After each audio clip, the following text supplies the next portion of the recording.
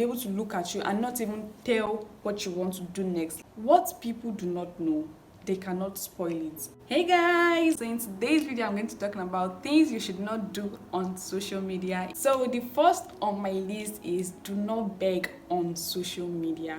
Growing up in an African home, our parents taught us not to beg. Like I and my sister, we dare not beg at school. You should be satisfied with what you were given. I see people go on their Instagram story or WhatsApp status and be like, oh, I never chop, please send me money. I'm like, no, God, please, no! It's giving tacky vibe. You don't want to be tagged as someone that is constantly begging on social media. Do you understand? And it's a public space. So if you need money and you feel like, oh, this particular person can help you, that's why they have DMs. So you just message them like, oh, I need so amount of money. And it's not the time you even ask. Like, tell God. Sometimes most of you have not even spoken to God about your problems. You carry it straight to people, and that's totally wrong. You should first of all talk to God about it before you go meet people, because even human being will fall your hand. That's the truth. No, you say, oh, I can do whatever it is I want to do with my Instagram or my socials. It's my socials. But trust me, you're a brand.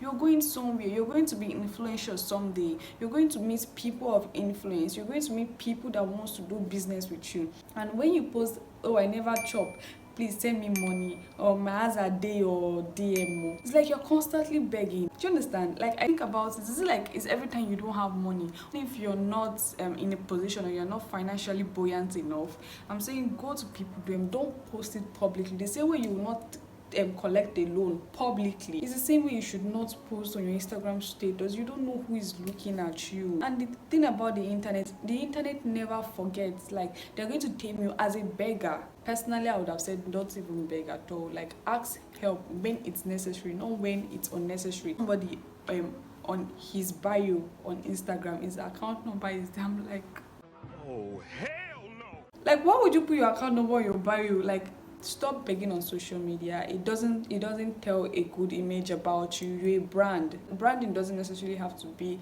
you selling something or you doing business. As a person, you're a brand and you're going somewhere one way or the other, and it's giving nobody wants to associate with you vibe, because you always ask for money. Do you understand? And remember that the internet never forgets. They are going to use it to taunt you. Not everybody really cares, and most times when you paste those things, people tend to laugh at you behind your back and you do not even know about it.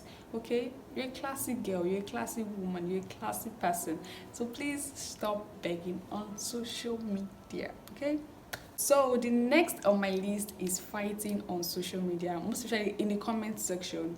Or not even in the comment section, yes, making a video insulting, like you and the person is going back and forth. Like, you make a video for this person and be like, oh, thunder fire. I don't even want to say some words. It's so heavy for me to say.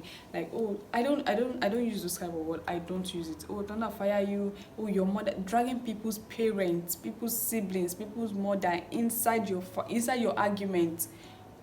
I'm like, even in comment section, like, people, no man, you can comment something and people can disagree with you, okay? Do you understand? But as someone that has wisdom, you don't have to now turn it into fight. It's a disagreement that can still be settled, or just leave it the way it is. But going to people comment section to fight, the one that just weakens me, like, literally, is making video for somebody.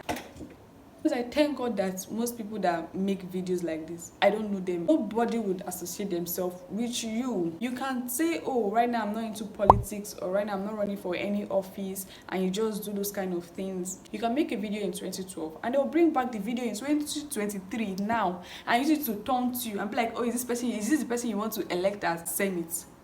Why are you fighting on social media? Like, why? I asked, please, I don't know why people fight on social media. Please, if you can leave it weakens me. It's giving a wrestler vibe that is not being paid. Like, I saw a business page insulting someone. Oh, you're so stupid, you buffoon, your mother, your father. I'm like, I cannot buy from you. I can't, and I will never. It's any slight misunderstanding. This is how you're going to insult me and refer to people at home. Like, think about it. Nobody will want to do business with you. If you keep fighting on social media, you're going to be tagged as a troublesome person, and that doesn't suit you with your brand.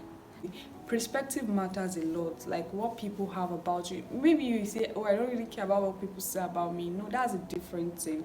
But your public image matters. You should care about your public image. If someone disagrees with you in a comment, leave it that way. If you feel like, okay, you can educate the person in a slightest way possible, you can educate the person nicely, do it. These things that you do on social media remains with you. It's there.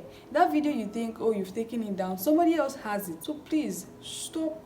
Just stop. So my next point is oversharing. Giving out too much information that shouldn't be let out in the public. I can't even stay around people that overshare, information, because I'll be so scared for my life. Like, why would you share your house address? Why would you share personal stuff? Like, think about it. If you keep oversharing, you'll be so predictable. Like, people would literally know your next move. Oh, she's at the beach. Oh, she even put the location of the beach. Oh, tomorrow she's at the pool, she's at the cinema. You even be like, oh guys, guess what I'm doing right now. People can be like, oh, she's taking a bath. You said every 9 o'clock you do this.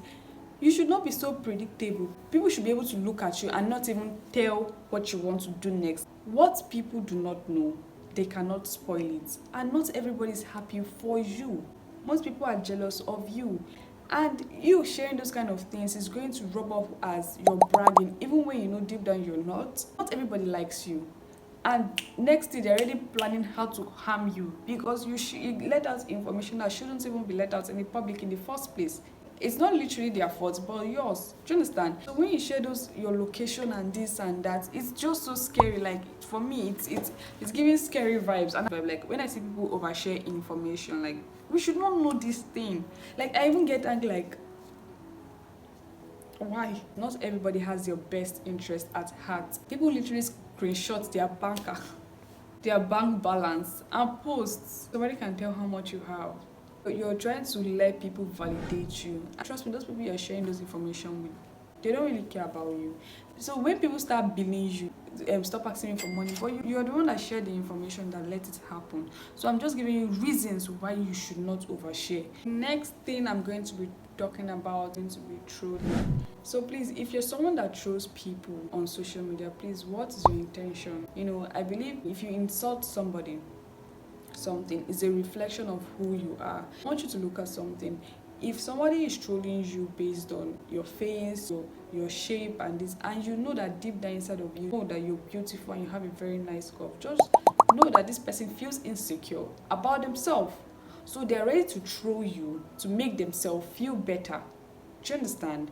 So if you know you have a fake page that you're using to troll somebody, just delete it and do something else with your time. The energy and everything you're using to hate on that person, invest that hate or invest that energy into something else, and boom, it will work out. If you're feeling insecure about a particular thing about yourself, doesn't mean you should rub it off on other people. You might one day change, or God has called you to minister to people. Then those your troll in 2012, people now start screenshotting and be like, oh, is this the person I should be listening to? And be like, oh, I have changed.